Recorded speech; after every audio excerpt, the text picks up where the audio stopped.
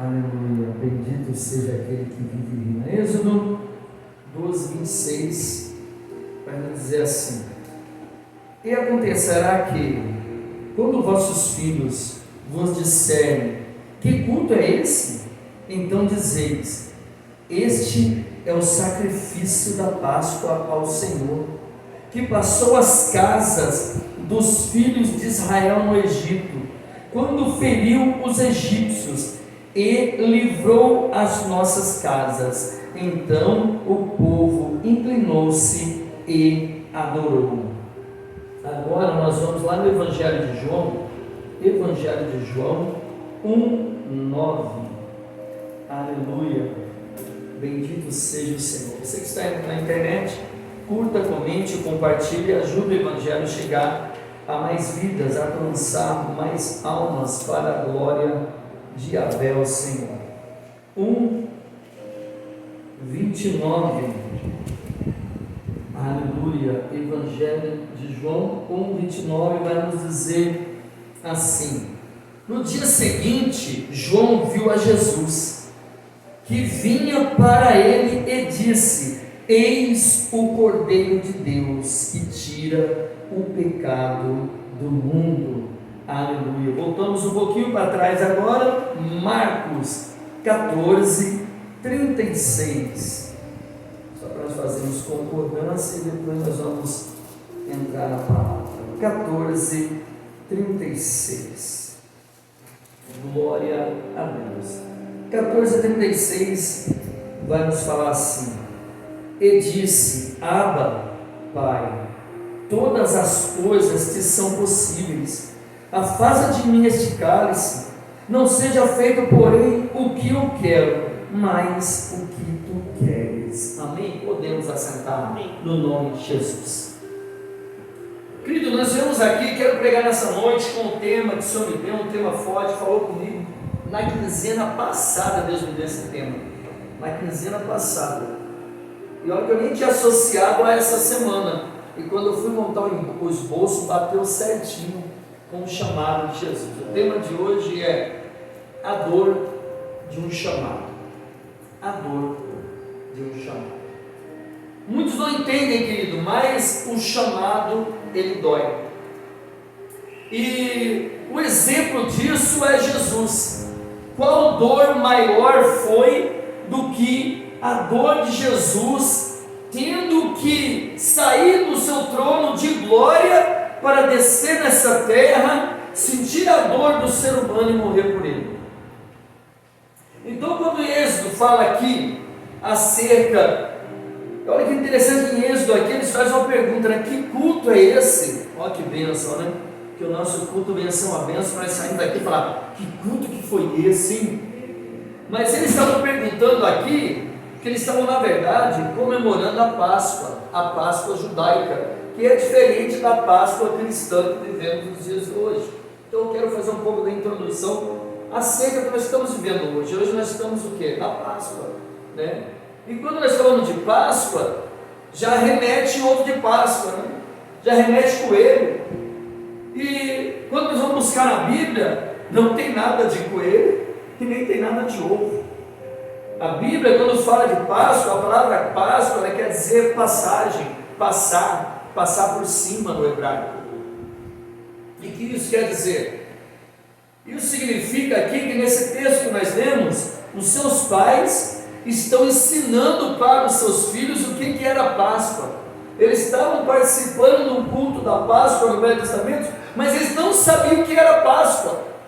Assim também nós trazemos para os dias de hoje, que muitas vezes criança, ela vai achar que Páscoa é só ovo de Páscoa, coelho, porque mudaram o significado. Começou na Europa. Na Europa eles criaram o coelho como símbolo de fertilidade e crescimento, e começaram a primeiro fazer festa, e depois foi ficando popular, e aconteceu que hoje essa febre, que segundo especialista, a Páscoa é uma das datas que o comércio mais vende chocolate, mais consegue ter um faturamento real. Porém, quando nós voltamos aqui na Bíblia, nós vamos entender a dor de um chamado.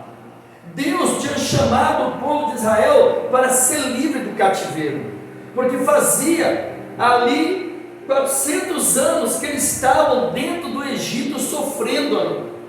Então agora o Senhor envia para eles alguém para libertar, e ali vai Moisés lá, e Moisés, usado pelo Senhor, profetiza a libertação deles, fala com o faraó que era seu meio-irmão, porém o faraó, seu meio-irmão, não aceita. Então ele é obrigado a deixar que as manifestações das pragas de Deus sobre o Egito viessem, e vem as 10 pragas, e sobre as 10 pragas, como forma de juízo sobre o Egito, e como forma também de mostrar que o Deus Todo-Poderoso era o Deus de Moisés, era o Deus de Israel, não era os deuses dos egípcios, porque cada praga que vinha humilhava um Deus que eles criam.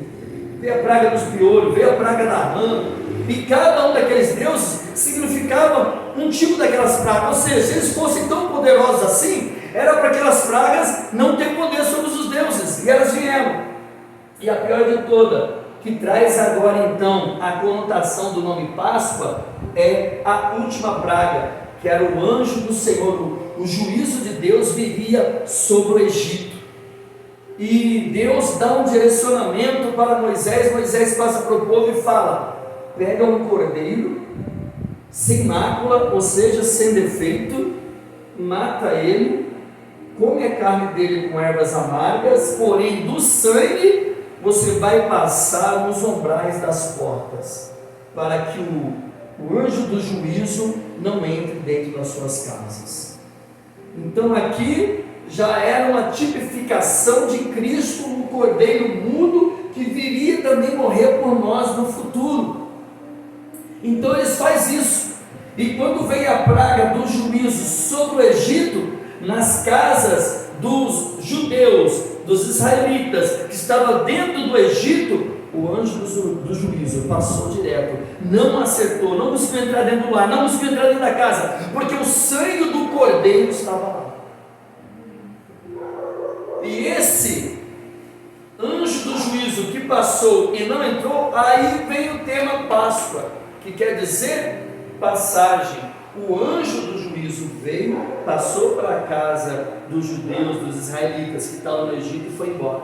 Porém, na casa dos egípcios, que eles não acreditavam no Deus Todo-Poderoso, automaticamente não estava o sangue do cordeiro nos umbrais das portas, entrou, e foi a última e pior praga. Matou todos os primogênitos de cada casa, inclusive quem já assistiu o filme aí, vê bem, né, a ilustração lá, inclusive o filho de Faraó. Então, esse versículo que nós temos aqui é os pais ensinando para os seus filhos que é a festa da Páscoa, é uma celebração de agradecimento pela libertação que eles tiveram do Egito, de quando eles eram escravos e Faraó não queria libertar eles. Então a festa da Páscoa representa uma festa de libertação, de cura, passagem. Por que passagem? Porque o anjo do juízo passou sobre as casas, mas não entrou na casa. Por quê? Porque o sangue do cordeiro os protegeu. Então isso é a Páscoa judaica, é a Páscoa bíblica. Agora, nos nossos dias que vivemos hoje, é a Páscoa cristã, que é baseada em quem? Baseada em Jesus Cristo. Porque assim como teve o cordeiro que matavam no Velho Testamento para expiar o pecado, ou seja, o pecado que também era usado os sumos sacerdotes, quando entravam no altar de sacrifício, eles matavam o cordeiro, que representa, aqui é o cordeiro, aqui é o nosso pecado. Então quando eu matava aquele cordeiro e oferecia no altar do sacrifício, o meu pecado era transmitido para o cordeiro, e assim então era perdoado. E assim acontecia no Velho Testamento.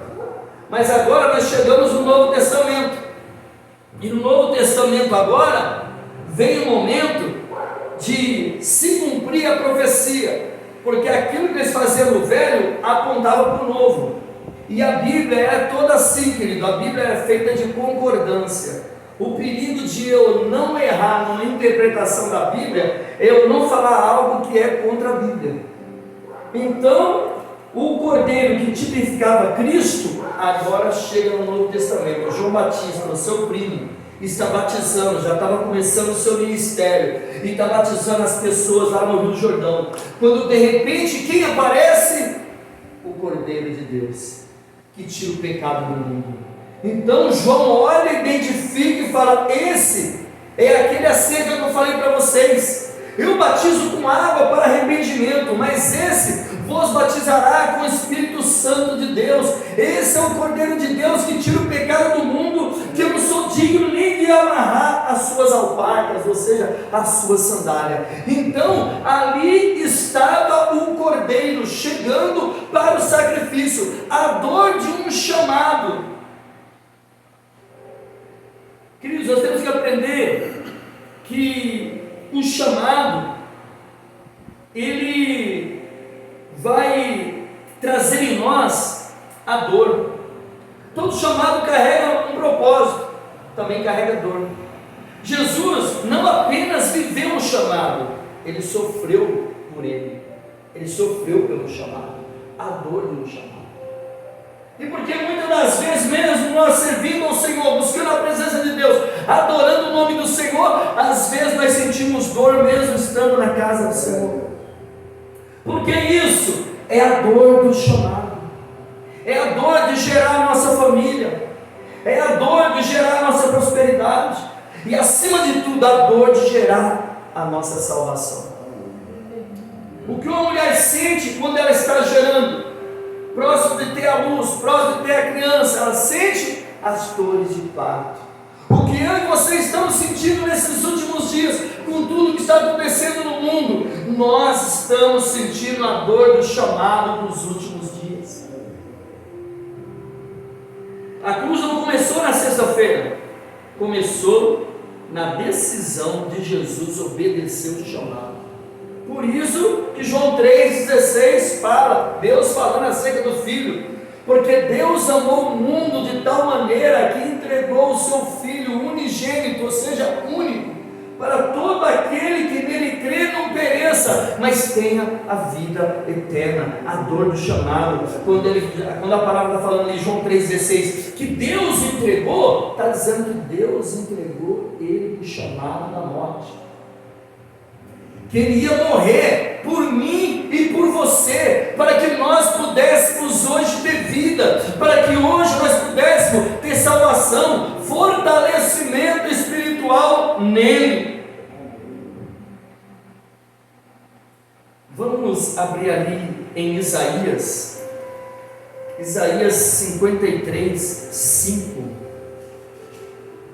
versículo bem conhecido de todos nós, mas para nós não ficarmos só nas palavras, vamos abrir a Bíblia para trazer a nós a prática e também o fortalecimento espiritual da meditação. 53:5 vai dizer: mas ele foi ferido por causa das nossas transgressões, e moído por causa das nossas iniquidades. O castigo que nos traz a paz estava sobre ele, pelas suas pisaduras fomos sarados. Ele foi ferido, ele foi machucado, ele sentiu a dor. Por quê? Para que nós pudéssemos ter vida, e vida com abundância, como ele mesmo disse para cada um de nós. Então isso quer dizer, querido, que o chamado, ele vai causar dor. O chamado de Jesus era um chamado de dor. A dor do chamado, ele tinha que verdadeiramente, imagine na mente de Cristo, onipotente, onipresente, onisciente, sabendo de todas as coisas. Ele conversando com seus discípulos.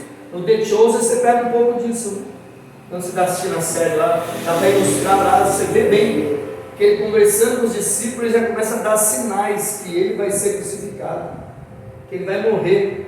E os discípulos não entendem, começam a indagar ele. Então imagine você ter uma mente onisciente, ter a mente onisciente, que é algo que só para Deus mesmo. Porque imagine você vivendo aqui hoje, sabendo que amanhã você vai ser crucificado, amanhã você vai ser traído, amanhã você tem que morrer por aqueles que estão ali. E quando ele morrer pelos bons, pelos discípulos, aqueles que estavam com ele ali, maravilha.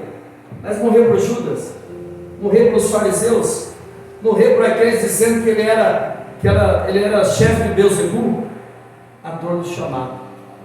Mas mesmo assim, ele continuou. Primeiro ponto, vai entrar na sexta-feira, nós vamos acabar nos 3 dias, sexta, sábado e domingo, a Páscoa dos dias de hoje, que é celebrada através de Jesus Cristo. Então o primeiro ponto é a dor da obediência, na sexta-feira, que ele obedeceu. Jesus obedeceu até a morte de cruz, a Bíblia fala. Então ele se submeteu, olha que forte, o Criador se submetendo à criatura. Para quê? Para trazer a salvação para a criatura. A dor de um chamado, ele teve que ver aqueles que ele amava sofrendo, ele sofrendo mais ainda, para que eles pudessem ser salvos. Nós aprendemos aqui na sexta, querido, representa o momento em que o chamado custa caro. Então o chamado, ele custa caro, custou caro para Jesus. Jesus teve que aceitar a traição. Jesus teve que aceitar o beijo no rosto daquele que tinha ensinado, tinha instruído, tinha falado. Então o chamado dói, porque às vezes aquela pessoa que você ajuda, que você estende a mão, que você procura fazer o melhor para a pessoa, ela vai e te beija, te dá um beijo no rosto, o beijo de Judas. E Jesus, tão maravilhoso é, sentiu aquela dor, que ainda na hora que ele é beijado, ele chama de amigo. Amigo, com um beijo, você me trai? E ali agora ele então vai para a crucificação. Ele vai ali, tem que passar pelo Gólgota.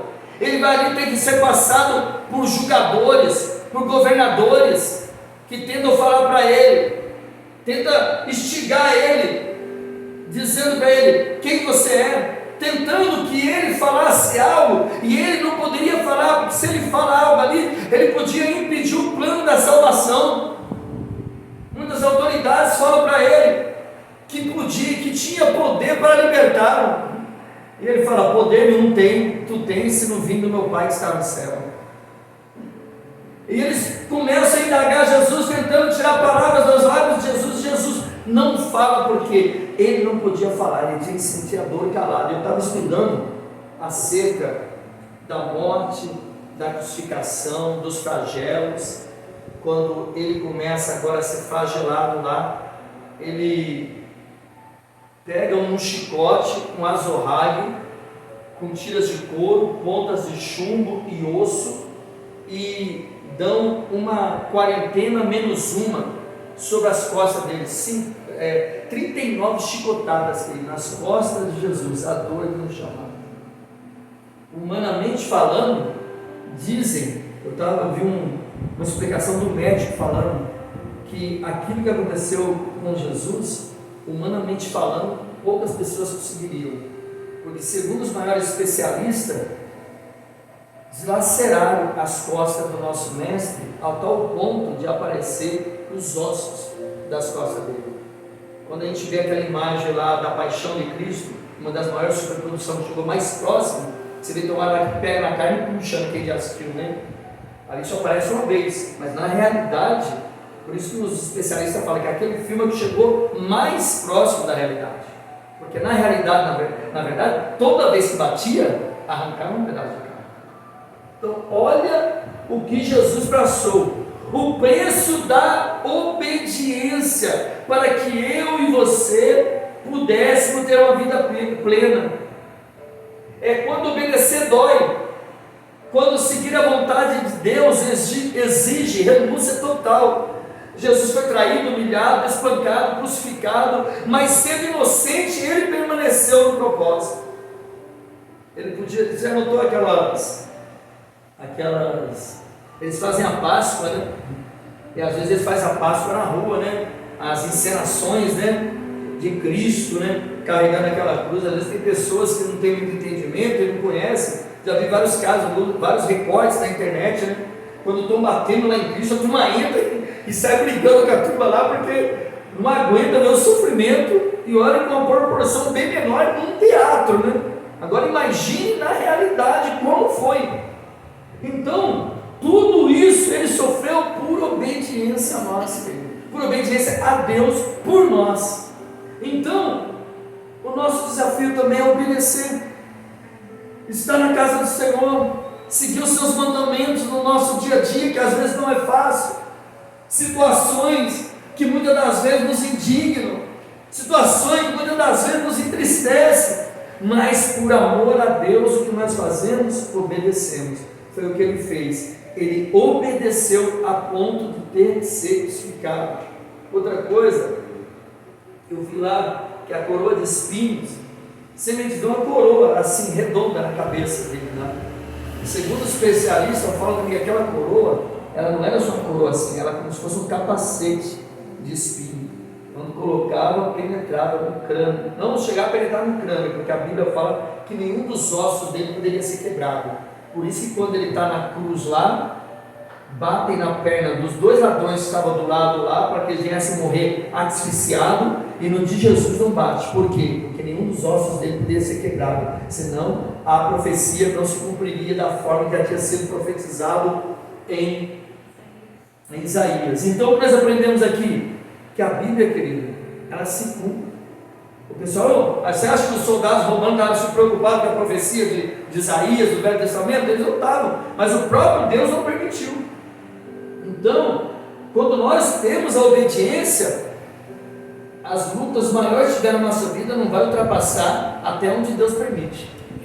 Ele sofreu, morreu por nós, mas as pernas dele não quebraram, porque só tocaram até onde Deus permitiu que pudesse tocar nele. Que nós aprendemos com isso na nossa vida também é o mesmo jeito. O inimigo só vai conseguir tocar até onde Deus permite. Por quê? Até vai falar um pouco aqui acerca disso, porque muitas vezes tem algumas situações que Deus permite o inimigo nos tocar, para quê? Para trabalhar em nossa vida, no sentido de nos tocar, no sentido de quê? No sentido das dores que nós passamos. Nem toda dor é perda, algumas são cumprimentos de propósito. Então às vezes nós vamos passar por algumas dores, que não é perda, que não é julgamento de Deus, mas o que é propósito do Senhor para nos moldar, para nos capacitar, para nos ensinar. Obedecer a Deus pode te levar à cruz, mas nunca te afasta do destino.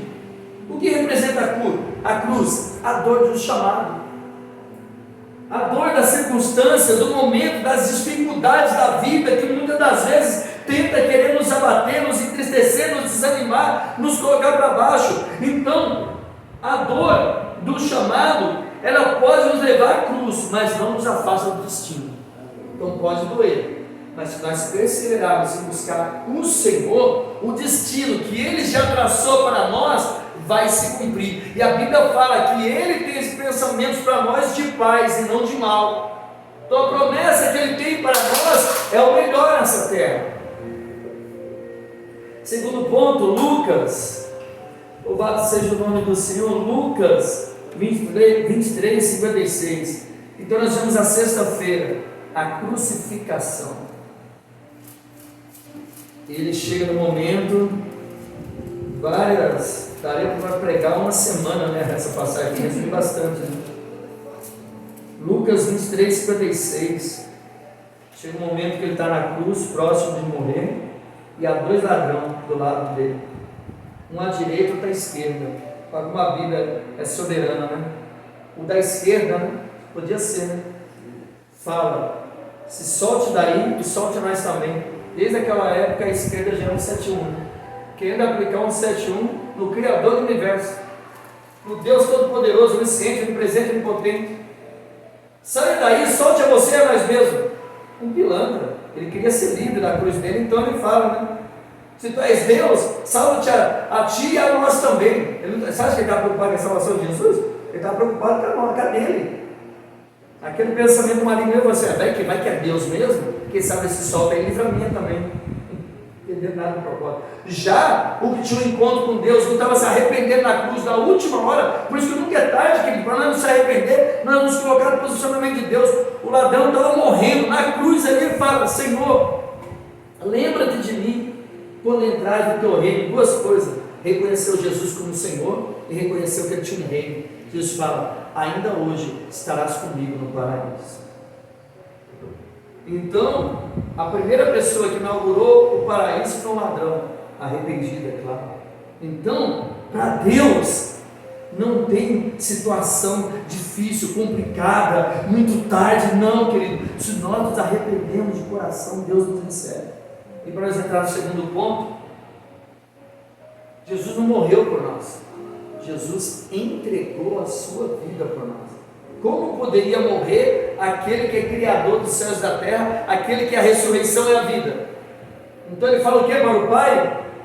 Senhor, em tuas mãos eu entrego o meu espírito. Ou seja, ele entregou a vida dele por nós. Ele praticamente permitiu que a morte tirasse a vida dele, porque se ele não desse essa permissão, a morte não poderia matá-lo, porque ele tinha o poder sobre a morte. E ele respira ali. E termina então a sexta-feira, o primeiro ponto: Cristo morreu por nós, a dor da obediência.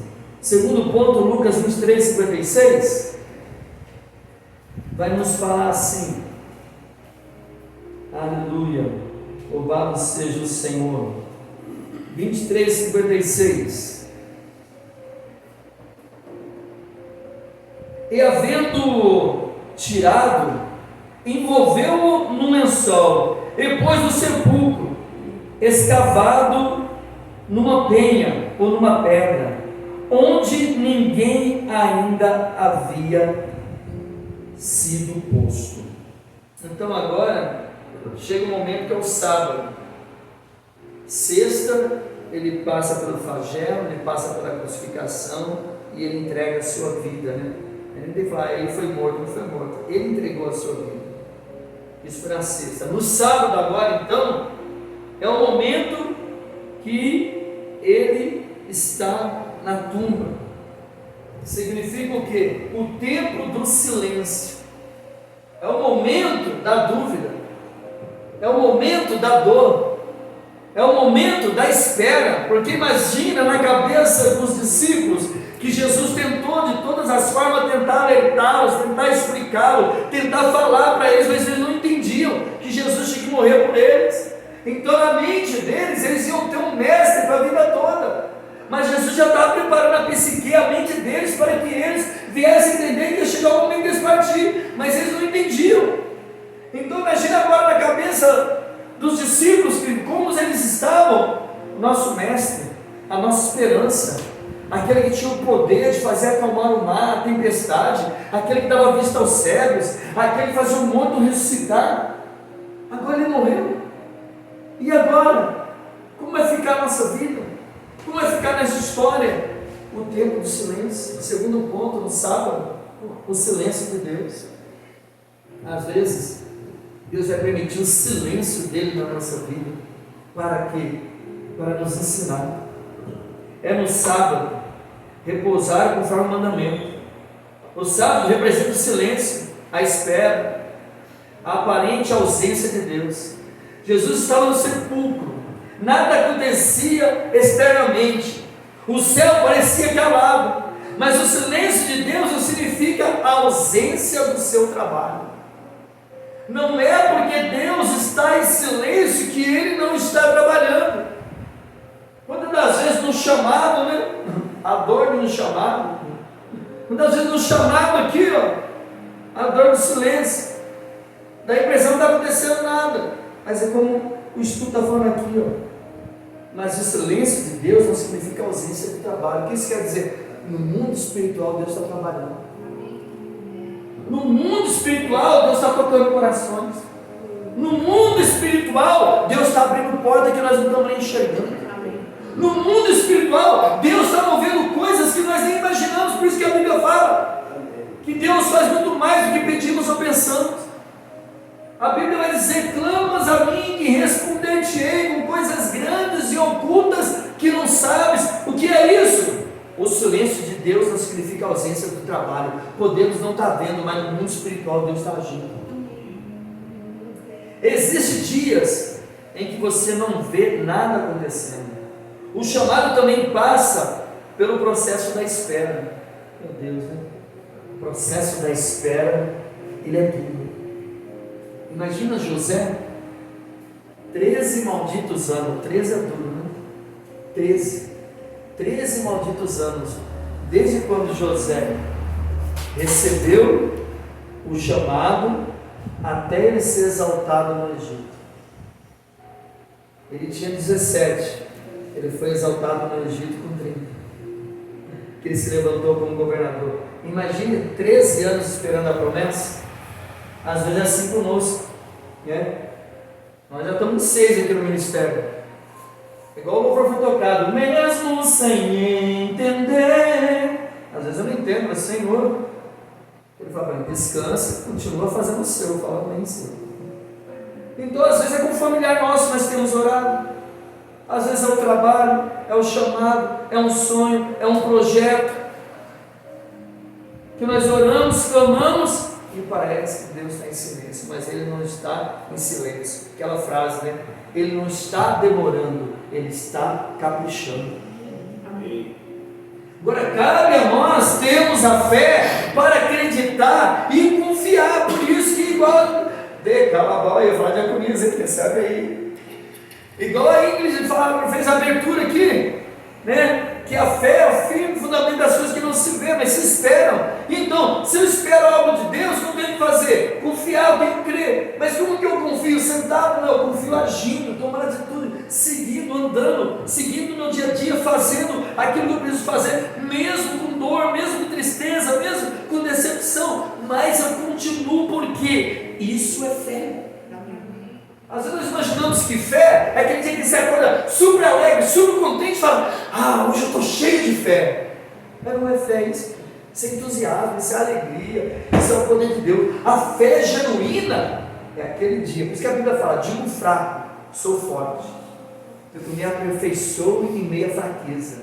Então a fé genuína, ela vai acontecer quando? Quando aquele dia que eu estou sem força, mas eu vim para a casa do Senhor, que eu estou triste, vontade de desistir, mas eu não desisto. O que é isso? Isso é fé. Essa é a verdadeira fé. Então Deus trabalha no invisível, enquanto você descansa na promessa. O que é descansar na promessa, querido? Porque sabe que a promessa ela pode causar em nós a ansiedade, né?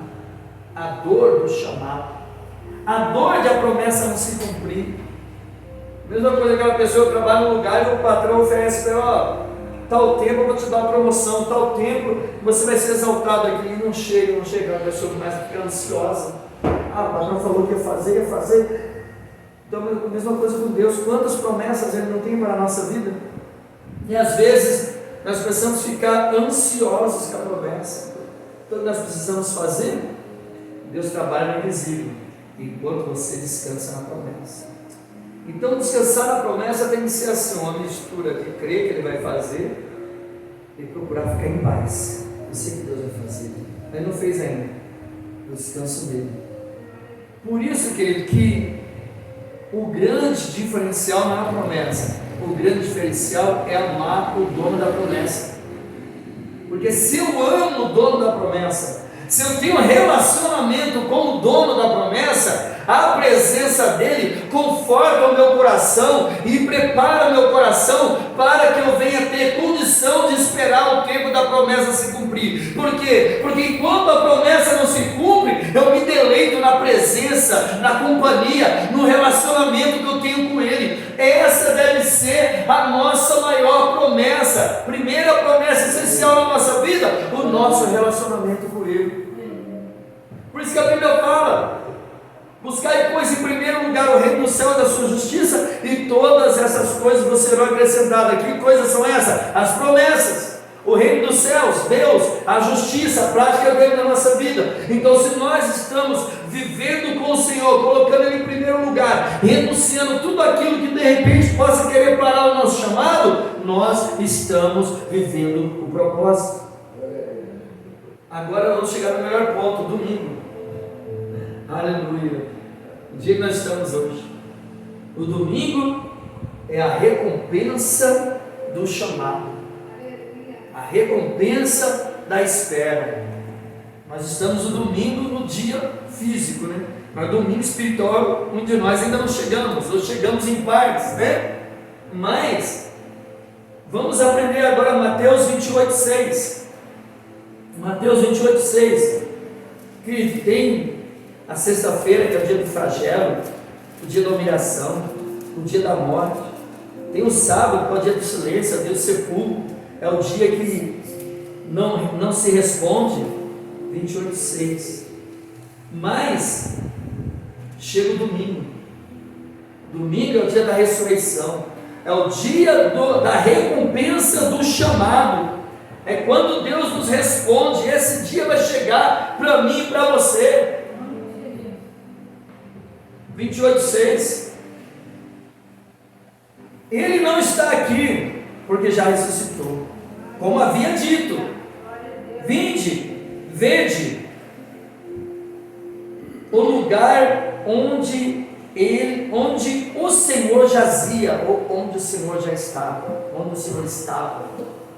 Então agora, Deus é tão bom, quebrando os paradigmas de todo o ministério dele. Ele quebra o paradigma quando ele fala que a mulher é o poço de Jacó, mostrando que a mulher é importante, mostrando que o feminismo é uma mentira, porque desde Jesus, desde até algumas partes do Velho Testamento, a Bíblia começa a mostrar o valor que a mulher tem, sem falar que a mulher é representada na Bíblia como a igreja.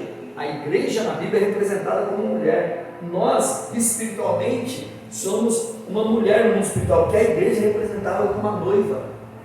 Então, quem são os primeiros, ou melhor, as primeiras a verem a Jesus? As mulheres. Isso, quando elas chegam lá, o que os anjos falam para ela? Ou 5: mas o anjo respondendo disse às mulheres: não tenham medo. O segundo louvor nós louvamos: não tenham medo, pois eu sei que buscai a Jesus que foi crucificado. E o 6: ele não está aqui, porque já ressuscitou, como havia dito. Aleluia. Vinde ver de lugar que ele jazia, que ele estava. Então, ou seja, querido, no terceiro dia, no domingo, Jesus ressuscitou dos mortos. Então, todo tempo de morte, todo tempo de espera, todo tempo de silêncio, todo tempo de crucificação da nossa carne leva um tempo, mas toda a história de Jesus já traz um simbolismo para a nossa vida. O tempo da ressurreição, o domingo da recompensa do chamado, o domingo da ressurreição vai chegar na nossa vida espiritual. O domingo revela que a dor não é o fim do chamado. A ressurreição prova que o sofrimento tem propósito. A dor não venceu. Olha que forte essa frase. O sofrimento teve propósito, a dor não venceu. Por aí dizem que o amor venceu, só o amor que venceu foi esse, o outro aí. Mas aqui está falando da dor. A dor não venceu. Uma frase simples, mas forte. Porque quantas das vezes o inimigo planta dores da nossa alma, no nosso coração, na nossa família, nos nossos projetos, e parece que nós vamos ser vencidos por aquela dor, parece que nós vamos ser vencidos por aquela situação. Mas aqui a dor foi vencida por aquele que tinha todo o poder sobre a morte, sobre a vida, sobre a dor. A obediência foi recompensada. Então nenhuma obediência nossa a buscar a presença de Deus que é perdido. Então vamos continuar obedecendo, vamos continuar seguindo o chamado do Senhor, vamos continuar obedecendo a palavra. Não é perdido, na hora certa a recompensa vem. Toda dor em Deus gera vida. Olha que forte. Toda dor em Deus gera vida. E às vezes nós não queremos sentir dor, mas a dor em Deus é para nos gerar vida. Quando eu estou passando por dor, mesmo servindo a Deus, isso está mostrando que Deus está gerando vida, está gerando história, está gerando unção, está gerando capacitação sobre mim e sobre você. O chamado pode passar pela cruz, mas termina na ressurreição. O chamado pode passar pela cruz, mas vai terminar na ressurreição. vai terminar no Deus Todo-Poderoso, ressurreto. Isso quer dizer também que nós também vamos levantar em ressurreição, no nosso chamado, nos nossos projetos, em tudo aquilo que Deus quer para a nossa vida. Deus sempre tem um domingo preparado, querido. Amém. Olha que forte. Deus sempre tem um domingo preparado. O que isso quer dizer? De repente pode ser esse. Aleluia. Quem recebe ele? Eu creio. Deus sempre tem um domingo preparado. Pode ser esse nosso domingo, ou pode ser o domingo espiritual que está chegando na nossa vida. Para nós estarmos concluindo, depois nós vamos louvar, que o louvor está do lado aí, pastor. A dor do chamado, Ana Clara, deixei do lado lá. A dor do chamado não, os bastidores do chamado. Deus tem um domingo preparado. Conclusão, chegando para terminar. A dor no chamado começa com uma decisão. Getsemane, lembra? A leitura que nós fizemos no começo. Pai, se possível for, não permita que eu tome esse cálice. O próprio Jesus, sendo Deus homem, o homem Deus, ele não queria tomar o cálice da dor. Ele sabia quanto ia doer a Zohar. Ele sabia que a dor da morte, mas o pai ficou em silêncio. Você vê que antes do silêncio do sábado, o pai já tinha ficado em silêncio com ele. Então começa com uma decisão do Getsemane. No Getsemane, na sexta-feira, ele já entendeu que ele teria que passar pelo chamado. Então não tem como nós fugirmos, nós vamos ter que passar pelo chamado. Passar pela dor na sexta, enfrentar o silêncio no sábado e terminar na vitória do domingo. Amém. É isso que estamos fazendo aqui. Quem foge da dor do chamado nunca viverá o poder da ressurreição. Aleluia. Deus, Ele tem uma ressurreição espiritual, conjugal, material, todas as áreas da nossa vida. Ele tem uma ressurreição. E o que Ele quer fazer para mim e para você? Ele quer dizer para mim e para você: não desista do teu chamado. A dor de um chamado pode ser difícil, mas o dor da conclusão da ressurreição de Deus na nossa vida é muito maior. Até o próximo vídeo, até a próxima pregação.